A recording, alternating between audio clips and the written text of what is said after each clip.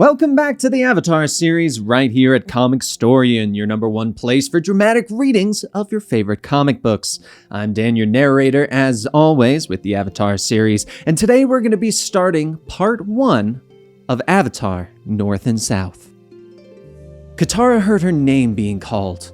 Opening her eyes, she sees her mother leaning over her, and her mother calls her outside, where a fresh snow has fallen over the village. The whole village looks brand new, her mother smiles as they look around. Young Katara smiles up at her mother, who begins to once again tell her to wake up. The words confuse Katara, but suddenly she realizes that it's actually her brother calling to her on the boat that is bringing them home. Sokka looks at her, asking if she's okay. I'm okay. I just had this dream that was happy and sad all at once, she tells him, rubbing the last of the sleep from her eyes. As they step off the large ship, they're shocked by the docks that they find. According to the map, the docks are supposed to be a mile away from home, Sokka tells her. None of their surroundings look familiar, but Katara points up a hill, seeing a group of penguin sledders. They rush up the hill with Katara pointing out how it reminds her of the first day they met Aang. "Oh yeah, you thought he was a spy for the Fire Nation," Sokka reminds her. "Pretty sure that's not how it went." Katara smiles at her brother. They both decide to sled down on the penguins, Katara laughing the whole time. "Just so you know, I have never been a fan of this," Sokka yells, fear on his face. Katara manages to stop, but Sokka runs into the frame of a new building. The two are shocked by the size of the new house, believing that it'll be the biggest building in the entire tribe. The two find a group of children playing amongst the construction and making snowmen. "Hey kid, what are they building here?" Sokka asks. But the kids look away, saying how they're not supposed to talk to strangers. Sokka leans down, explaining that he isn't a stranger, and he is from the Southern Water Tribe. "So you're a friend?" the kid asks. "Yeah, I'm a friend," Sokka confirms. And a snowball sails through the air, smashing into Sokka's face. He gets mad, but the kids run away, laughing. "Hey, you brats! What do you think you're doing?" a voice yells. 3 large men come walking over, yelling about how the kids shouldn't be playing here. And Katara agrees, promising that she and Sokka will make sure that they go.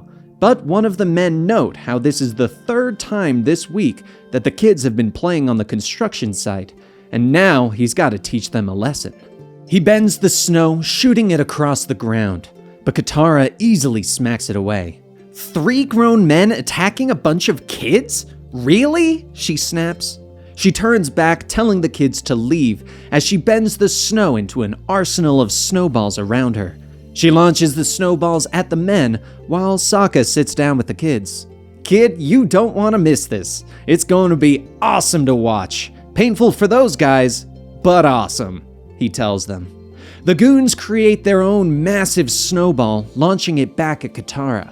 But she stops it, forming spikes out of the side of the massive ball. "Stop!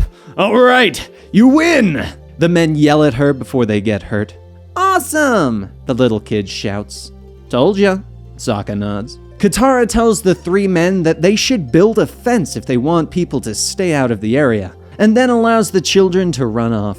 Gathering their things, they offer to walk the kids home, asking where they're from. "That way," the little kid points. "Wait, you're from the village? Who are your parents?" Sokka asks, looking at his map. "You mean the city?"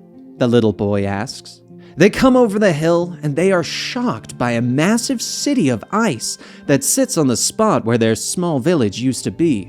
"So then, our village is gone?" Katara asks, shocked. But Sokka points out that it's just better, and rushes over to find their Auntie Ashuna and her seal jerky cart. She hugs them hello and offers them a bite of jerky. "It's as sturdy as I remember it," Sokka notes, hurting his teeth. Ashuna calls out to the town, and suddenly Katara and Sokka are swarmed by familiar faces. But an even more loving face can be seen in the crowd. "What is all this commotion about?" Gran, Katara yells as they rush over to hug their grandmother. They tell the old lady how much they've missed her, and how she looks exactly the same. "But Sokka's gotten taller," Gran laughs. And more muscular, Sokka notes, flexing. I don't know about that, Master Paku says, walking up. Katara greets her old teacher, and the two are shocked to learn that he has become their new grandfather. The old waterbender smiles at them, asking if Katara would like to stop by his school and help him train some of the new waterbenders. You know, Master Paku, you could probably use my help as well, Sokka says, informing the old teacher that he is a bender of motivation. Luckily, Gran interrupts, talking about how their father will be so happy to see them, and how he talks about them all the time. So where is Dad? Sokka asks. Paku and Gran explain that their father is in his office at the town hall, that he is no longer just the local chieftain anymore, but the head chieftain of the entire Southern Water Tribe. They move through the city, finally standing outside a massive building. That's Dad's office? Katara says with surprise. It's so not Dad. They head inside, finding their dad in his office, and he jumps up from what he's doing, rushing over to hug his children. You're here! You're finally here! He says, a small tear in his eyes. Katara begins to apologize for being away for so long, but Hakoda just waves it off, understanding that they've been working hard with the Avatar to help rebuild the world. And he introduces the others in his office, Melina and Malik of the Northern Water Tribe. Their construction crew is helping us with the Southern Reconstruction Project, he explains. The two shake hands with Katara and Sokka, revealing that they are big fans of everything the two have done. Suddenly, the door opens to reveal the three men from the construction site, who are introduced as Melina and Malik's crew. Katara steps up to the group, neither happy to see the other again. So I take it you've already met? Melina asks, looking at the anger between the two. The foreman nods, saying that they had an issue and they took care of it. To which Katara agrees, adding that they should probably put up a fence. I've been asking you to do that since before we started, Malik shouts. Melina orders the crew to leave, and Sokka asks his father what the building is meant for. Hakoda explains that his office in the town hall is only temporary, and that the building is a new office for him. I was gonna say, Dad, this office seems too fancy for you. No offense, but you're not really a fancy kind of guy, Katara tells her father. But Melina gets all excited, pulling out her blueprints to reveal that the new building won't just be an office, it'll be a palace. Sweet! Sokka shouts, excited for his father. Katara is shocked, but Melina explains that a palace will command respect. It says to the world, look out, we're here. We're a people to be reckoned with, she tells them. You need that here in the South, now more than ever, Melina tells Katara. Hakoda explains that the Southern Water Tribe is going to be collaborating with the other nations more, and that they need to show that they are equals. Well, I for one think it's about time. Now can you put a slide in the middle of the palace? Sokka asks. Oh, Sokka, you're so funny, Melina laughs. I wasn't trying to be funny, Sokka explains. To celebrate the children coming home, Melina and Malik offer to take them out to dinner that night.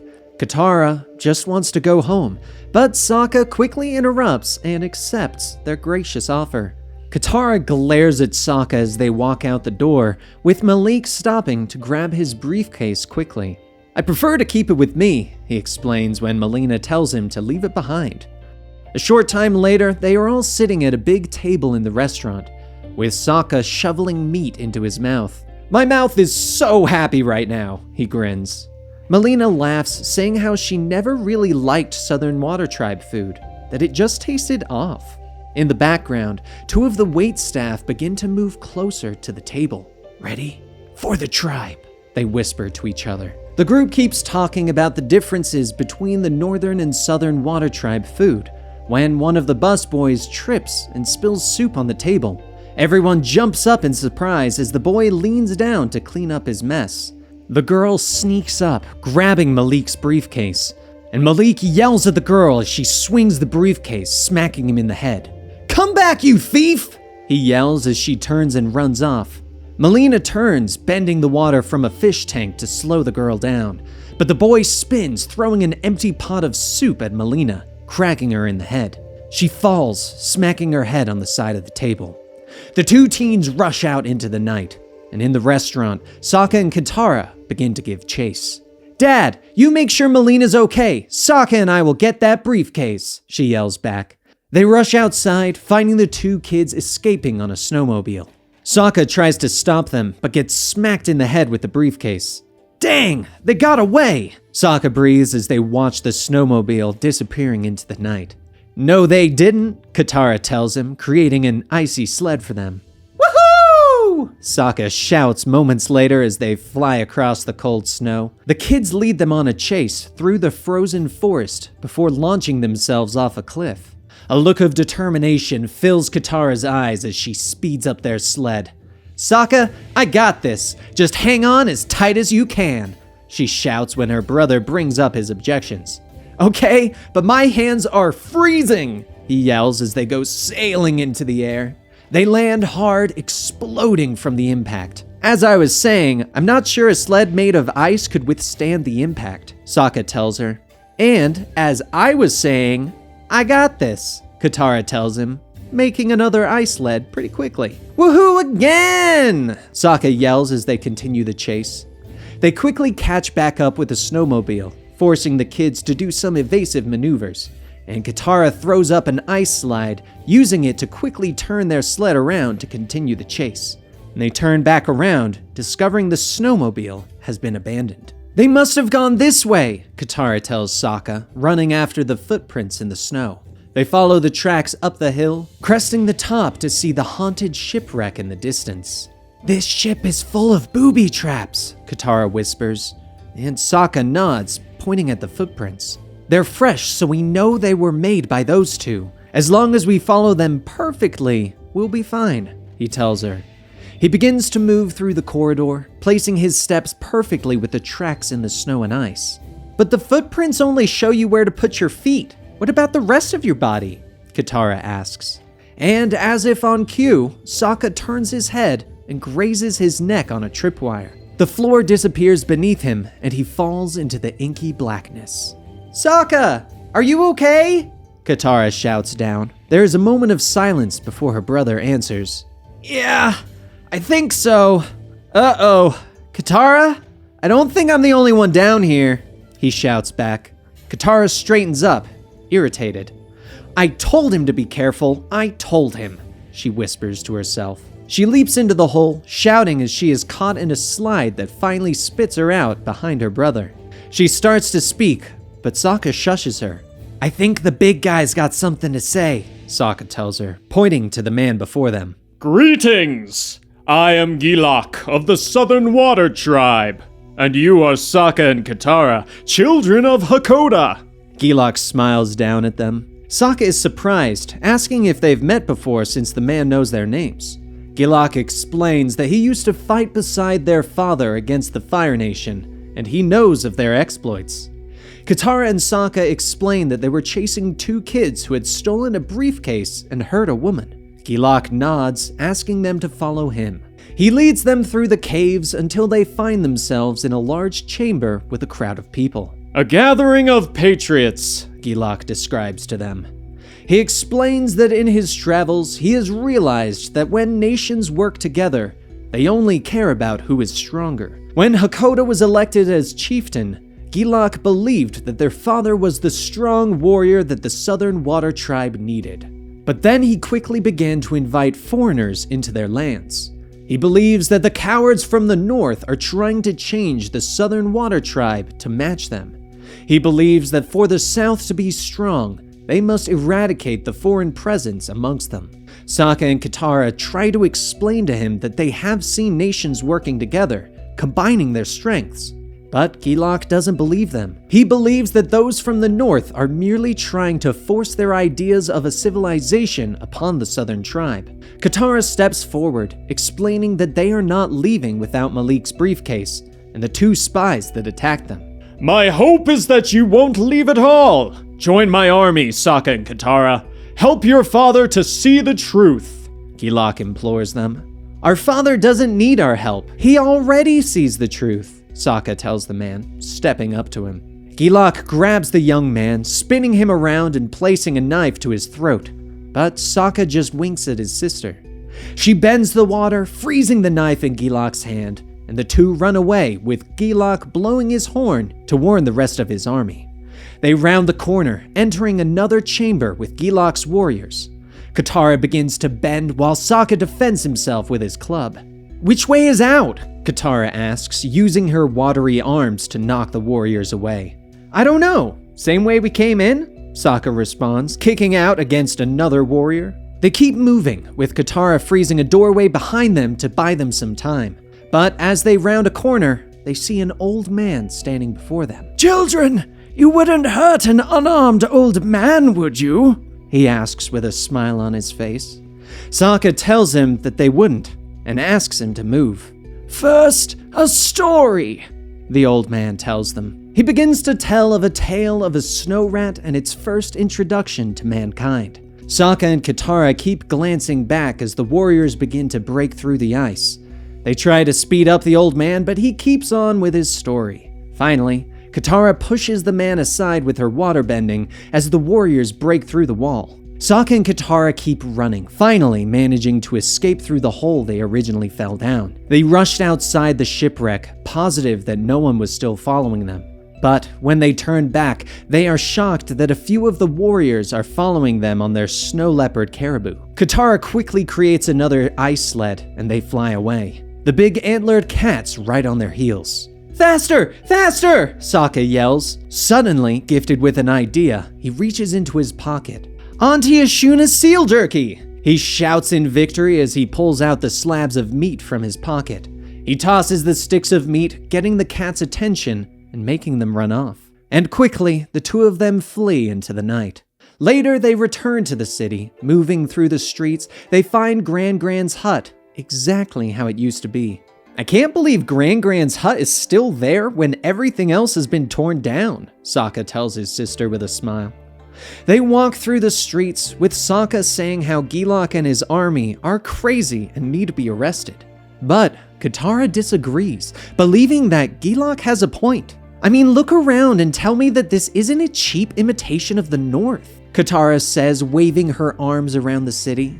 "This looks like progress to me," Sokka tells her. But Katara shakes her head, remembering how it looked when Aang found the earthen fire refinery in his sacred meadow.